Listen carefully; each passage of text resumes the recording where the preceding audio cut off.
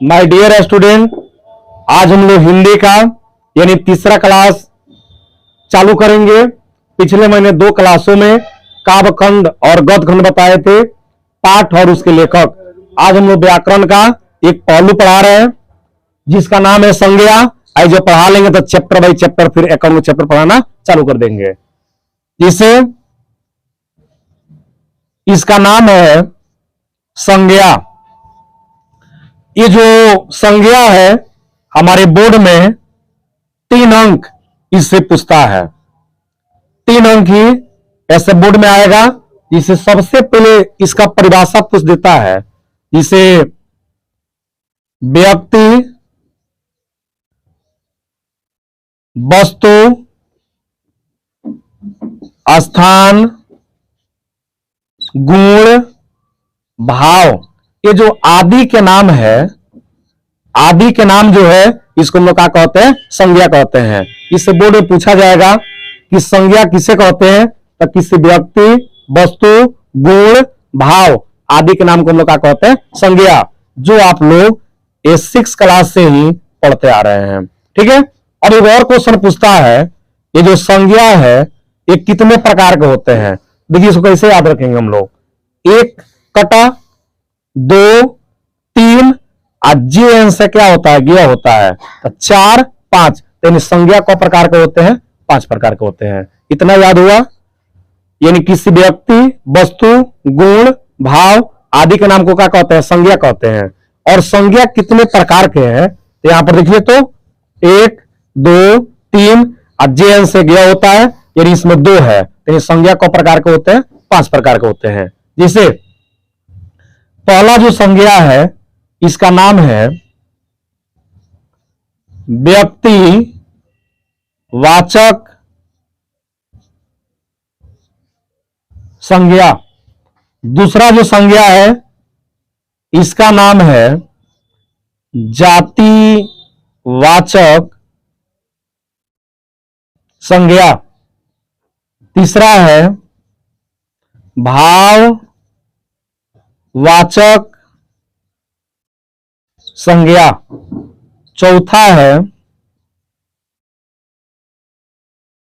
समूह वाचक संज्ञा। और 5वां हमने क्या है?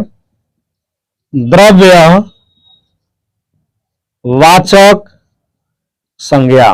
और देखिए ये जो बोर्ड है हमने के परिभाषा नहीं पूछता है, बस एग्जाम्पल आपको पकड़ना है।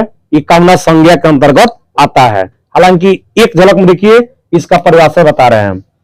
अगर विशेष, इसी को हम कहते हैं खास, इसको हम क्या कहते हैं? खास। तो जहां भी अगर विशेष या खास का बोध होगा तो उसे हम क्या कहेंगे? व्यक्ति वाचक संज्ञा। बिल्कुल आसान है। ब से व्यक्ति और ब से विशेष। तो जिस संज्ञा से विशेष या खास का बोध होगा उसे हम क्या कहेंगे? व्यक्तिवाचक संज्ञा। और देखिए इसमें बस जोड़ देना है भर। तो जिस संज्ञा से यानी जाति भर का बोध होगा उसे हम लोग क्या कहेंगे? जातिवाचक संज्ञा। ये भाव को हम लोग भावना भी कहते हैं। भावना, तो भाव या भावना का बोध होगा तो उसे हम लोग क्या कहेंगे? भाववाचक संज्ञा। उसके बाद इस समूह देखिए, तो इस समूह को हम लोग झुंड कहते हैं। क्या कहते हैं? झुंड। इसको आप लोग ग्रुप भी कहते हैं। तो जहां भी अगर समूह या झुंड का बोध होगा तो उसे हम लोग क्या कहेंगे? समूह वाचक संज्ञा। अब ये द्रव्य है ना, ये क्या होता है? तरल पदार्थ प्लस धातु। तरल पदार्थ प्लस धातु, यानी जहां भी अगर तरल पदार्थ या धातु का बोध होगा तो उसे हम लोग क्या कहेंगे? द्रव्य वाचक संज्ञा। अब धातु का होता है सोना, चांदी, तांबा, ये सारा जो चीजें है इसमें अगर द्रव्य वाचक में आ जाएगा। ये तरल पदार्थ का होता है। जौन चीज बहनशील हो यानी बह जाए, इसमें कहते हैं पेट्रोल, डीजल, पानी, दूध, ये सब कौन सी तरल पदार्थ है। एक झलक और देखिए परिभाषा के लिए।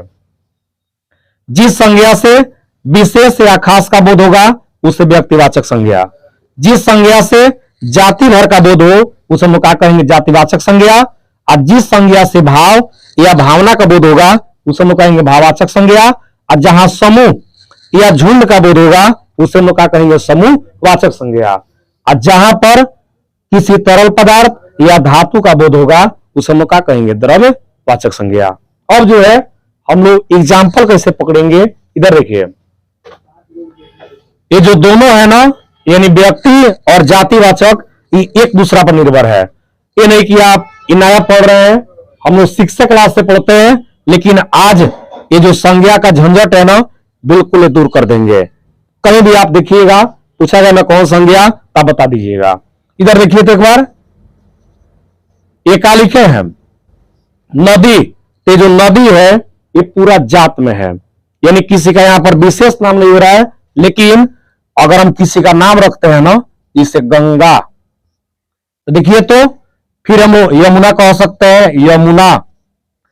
फिर हम लोग सिंधु भी कह सकते हैं, सिंधु।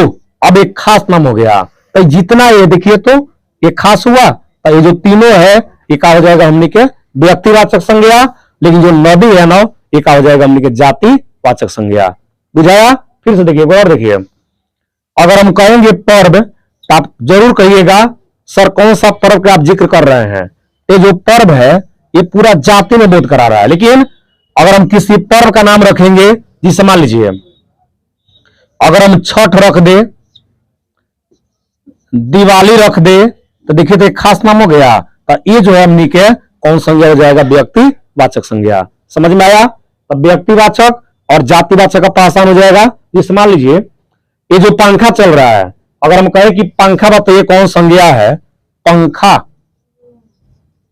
तो निश्चित है आप कहिएगा जातिवाचक संज्ञा है। लेकिन इस पंखा का नाम है, जिसमें कहते हैं तूफान हुआ, उषा हुआ, यानी तूफान जिसे हुआ, उषा हुआ, बजाज हुआ, ये सब का हो जाएगा हमने व्यक्तिवाचक संज्ञा। ये जो एक और देख लीजिए, जिससे मान लीजिए हम कहे अंक, देखिए तो अंक, तो निश्चित है कि आप कहिएगा सर कौन सा अंक का बात कर रहे हैं। तो जो अंक है हमने के जातिवाचक संज्ञा है। अगर इसे हम नोट कर दे, तो ये 1 हुआ, 5 हुआ, 6 हुआ, तो क्या हो जाएगा हमने के, यानी व्यक्तिवाचक हो जाएगा।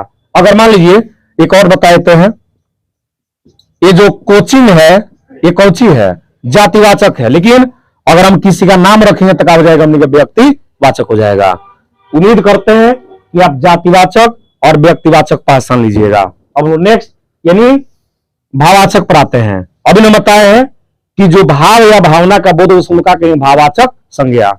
एक और बात आप याद रखिएगा, जिसको कहने पर आदमी थोड़ा सा इमोशनल हो जाए और आवाज थोड़ा सा दिल से निकले, वो समझिए कौन संज्ञा है, भाववाचक संज्ञा है। थोड़ा इधर देखिए तो, अगर हम कहेंगे जवानी, बुढ़ापा, बचपन, दुख, देखिए एक बार इसमें कहते हैं कितना यार अच्छा जवानी था, हम लोग घूमते थे फिरते थे, किसी प्रकार का टेंशन नहीं था। बुढ़ापा हुआ, बचपन हुआ, इसमें कहते हैं कितना अच्छा बचपना था। दुख, सुख, ये सब कौन सी हो जाएगा, भाववाचक। इस देखिए तो, अगर हम कहेंगे अमीरी, इसमें गरीबी आ सकता है। इसमें किसको देखते हैं क्या कहते हैं, यार कितना वो गरीब है। ये जो अमीरी है और ये गरीबी है, ये सब कौन सी हमने कहेगा, इमोशनल चीज है। ये समझिए कौन सी हो जाएगा, हमने के भाववाचक संज्ञा।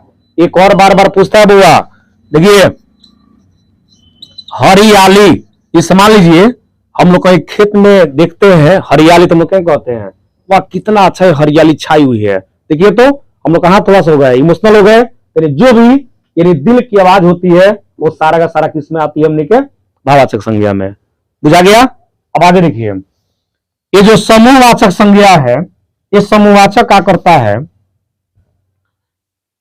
जैसे सभा हुआ, दल हुआ,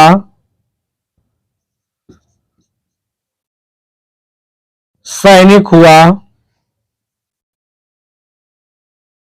पंचायत हुआ, मेला हुआ, बाजार हुआ। ये जितना हम एगो बॉक्स में लिखे हैं, ये सारा का सारा कौन सी हम लिखे हैं, यानी समूहवाचक।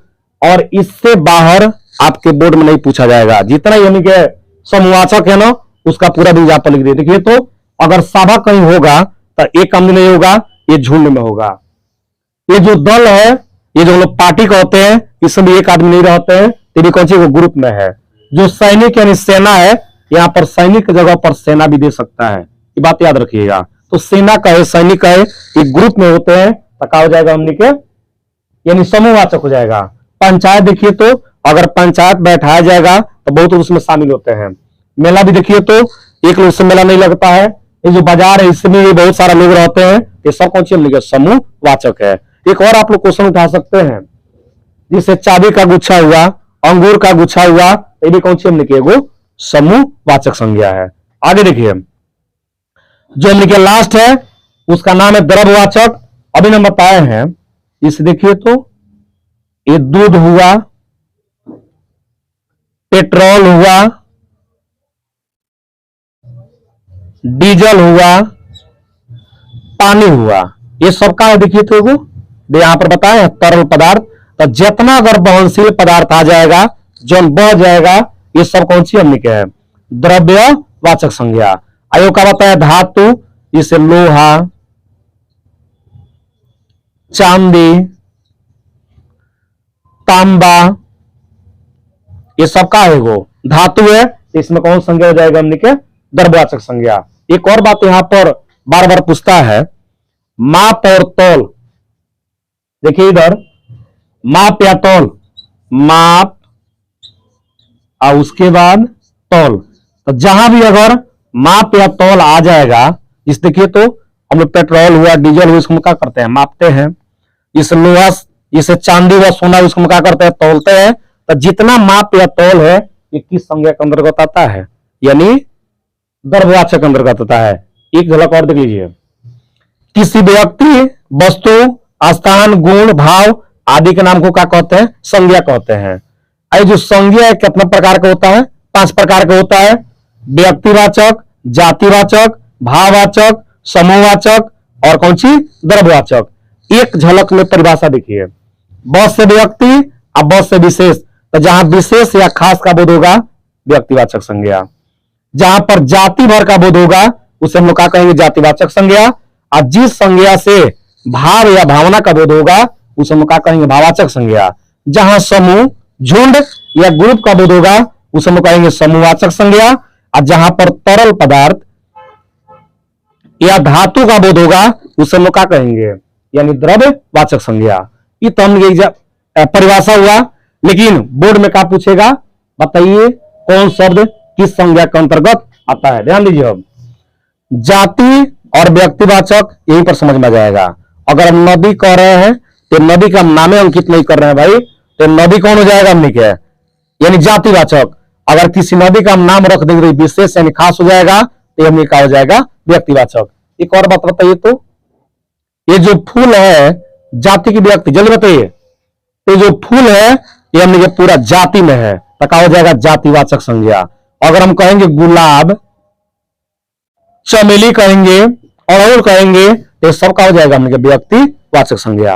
और देखिए तो ये तो और आसान है, इससे भाव या भावना का बोध होगा, इसे यहां पर लिखे हैं। देखिए तो हरियाली, बुढ़ापा, अमीरी, गरीबी, दुख, सुख, सुंदर, ईमानदार, बेईमान, ये सब का हो जाएगा हमने भाववाचक संज्ञा। समूह यानी क्या होता है झुंड, इसका पूरा A to Z हम यहां पर देखिए एग्जाम्पल लिख दिए हैं।